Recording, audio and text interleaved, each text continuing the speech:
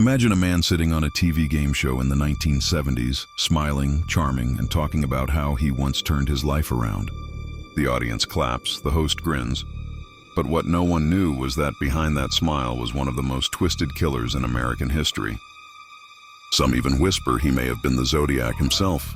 Edward Wayne Edwards was a drifter, a thief, and eventually a convicted murderer.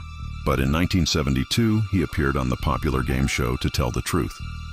There he was, cleaned up in a suit, telling the world he'd gone straight after years of crime. The irony? He was already living a double life. Years later, Edwards would be arrested, not for petty theft or fraud, but for a string of brutal murders. In 1980, he killed a young couple in Wisconsin.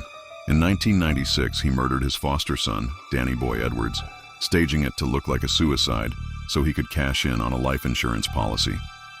When investigators finally caught up with him in 2009, he was 76 years old and ready to talk. Edwards confessed to 5 murders, spanning decades. He was sentenced to life in prison, and in 2011 he died there.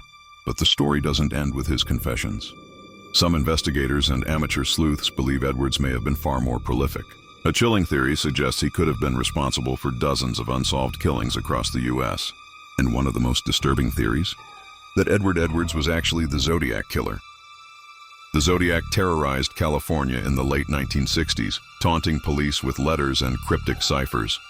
Edwards was living in Northern California during that time, moving frequently, and his known killings share eerie similarities with Zodiac's cold, manipulative style. Edwards also craved attention and liked inserting himself into the narrative, something both men were known for.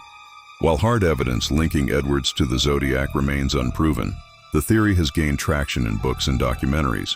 Whether or not he was the Zodiac, one thing is certain. Edward Edwards lived a life of lies, manipulation, and murder, hiding in plain sight, even as a game show contestant on national TV. What do you think? Was Edwards just a manipulative serial killer, or could he have been the Zodiac all along?